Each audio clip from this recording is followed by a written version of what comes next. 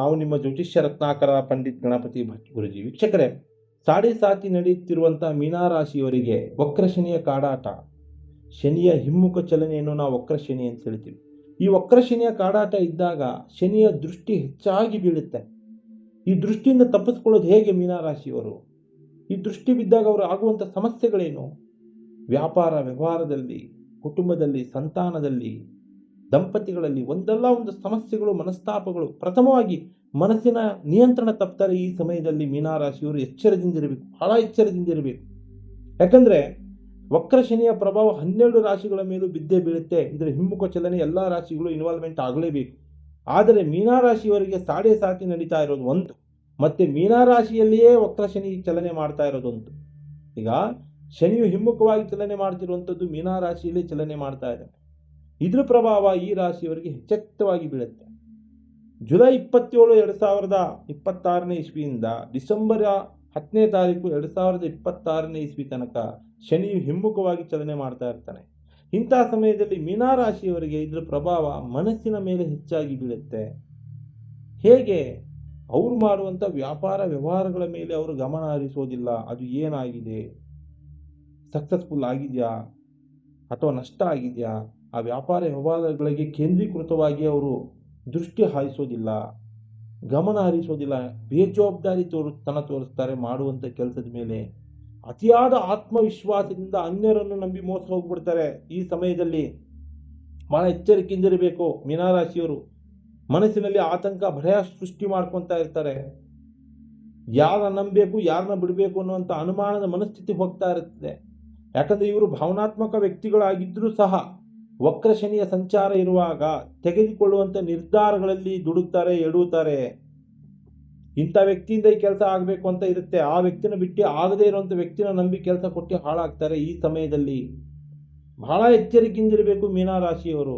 ಅವಾಗೇನಾಗ್ತದೆ? ಅವಕಾಶ ವಂಚಿತರಾಗ್ತಾರೆ, ಅಪಮಾನ ಅವಮಾನಕ್ಕೆ ಗುರಿ ಆಗ್ತಾರೆ, ಅತಿಯಾದ ಆಲೋಚನೆ ಮಾಡ್ತಾರೆ.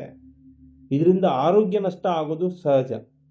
ಇನ್ನು ಈ ವಕ್ರ ಶನಿಯ ಸಂಚಾರದ ಪ್ರಭಾವದಲ್ಲಿ ಮೀನಾರಾಶಿಯವರು ಕೆಲಸ ಕಾರ್ಯ ವ್ಯಾಪಾರ ವ್ಯವಹಾರಗಳಲ್ಲಿ ತೊಡಗಿರ್ತಾರಲ್ಲ, ಅವರ ಮನಸ್ಸಿನ ನಿಯಂತ್ರಣ ತಪ್ಪಿಸ್ಕೊತಾರೆ. ಹೇಗೆ ಈ ಮನಸ್ಸಿನ ನಿಯಂತ್ರಣ ಹಿಡ್ಕೋಬೇಕು? ಕೆಲಸ ಕಾರ್ಯಗಳಲ್ಲಿ ಅಭಿವೃದ್ಧಿ ಆಗಬೇಕು.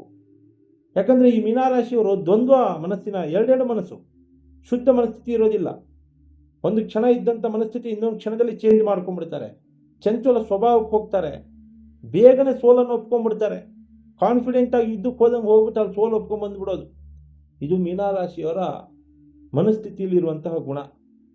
ಯಾವಾಗ ಸೋಲನ್ನು ಒಪ್ಕೊಂಡಿರ್ತಾರೆ, ಕಷ್ಟಗಳನ್ನ ಕಾಣ್ತಾ ಇರ್ತಾರೆ. ಇದನ್ನ ಯಾವುದೇ ಆಗಲಿ, ಸಾಡೆ ಸಾತಿ ನಡೀತಾ ಇರ್ಬೋದು, ವಕ್ರ ಶನಿ ನಡೀತಾ ಇರ್ಬೋದು, ಗಮನಿಸ್ತಾ ಇರುತ್ತೆ. ಗಮನಿಸ್ತಾ ಇದ್ದಾಗ ಇಂಥ ಅಭ್ಯಾಸಗಳೇ ಹೆಚ್ಚಿಗಾಗ್ತದೆ.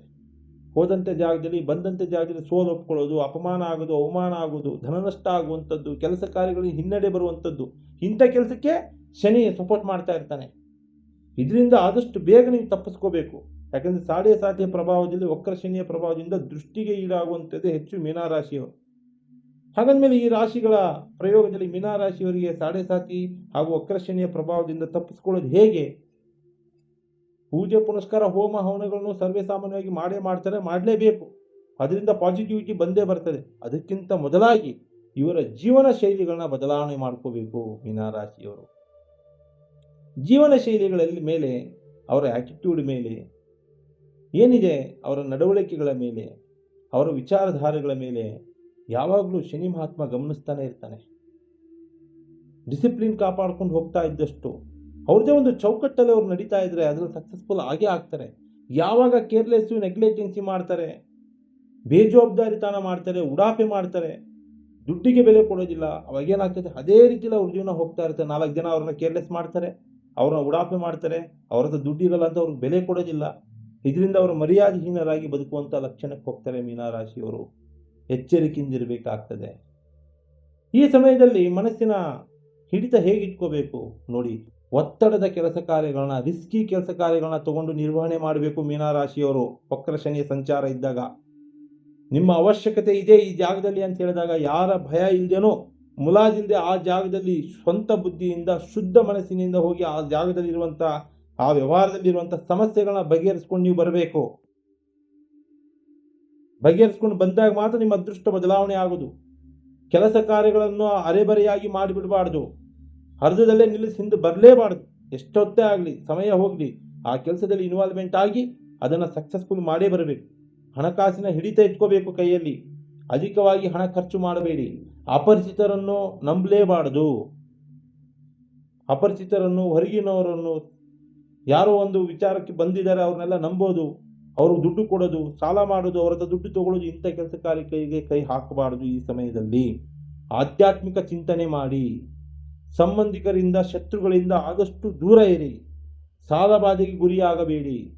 ಕುಟುಂಬದಲ್ಲಿ ಇದಕ್ಕಿಂತ ಹೆಚ್ಚಾಗಿ ದಂಪತಿಗಳಲ್ಲಿ ಸಣ್ಣ ಪುಟ್ಟ ವಿಚಾರಕ್ಕೆ ಗಲಾಟೆ ಗದ್ದಲಗಳನ್ನ ಮಾಡಿಕೊಂಡು ಮನಸ್ತಾಪ ಮಾಡಿಕೊಳ್ಳಬೇಡಿ. ಓರಲ್ಲದೆ ಶನಿ ಮಹಾತ್ಮನ ದೃಷ್ಟಿಗೊಳಗಾಗೋದು, ಅದೇ ರೀತಿಯಲ್ಲಿ ವಕ್ರ ಶನಿಯ ಪ್ರಭಾವದಿಂದ ಸಂಬಂಧ ದೂರ ಆಗ್ತದೆ, ಸಂಸಾರ ಹೊಡೆದೋಗ್ತದೆ. ಸಮಸ್ಯೆಗೀಡಾಗ್ಲಿಕ್ಕೆ ಹೋಗಬೇಡಿ. ಅತಿಯಾಗಿ ಆಲೋಚನೆಗಳನ್ನ ಮಾಡಬೇಡಿ. ಮಾನಸಿಕ ನೆಮ್ಮದಿ ಹಾಳಾಗುತ್ತೆ. ದೈಹಿಕವಾಗಿ ಕುಗ್ಗುತ್ತೀರ ನೀವು. ಮೀನರಾಶಿಯವರು ವಕ್ರ ಶನಿಯ ಸಂಚಾರದ ಸಮಯದಲ್ಲಿ ಬಹಳ ಎಚ್ಚರಿಕೆಯಿಂದಿರಬೇಕು. ಮನಸ್ಸಿನ ಹಿಡಿತ ಇಟ್ಕೊಂಡಷ್ಟು ಒಳ್ಳೆಯದು. ಡಿಸೆಂಬರ್ 10ನೇ ತಾರೀಕಿನ ನಂತರ ಒಂದೊಂದಾಗಿ ಇವರ ಕಾರ್ಯವೈಖರಿ ಒಂದು ಹತೋಟಿಗೆ ಬರ್ತಾ ಇರುತ್ತೆ.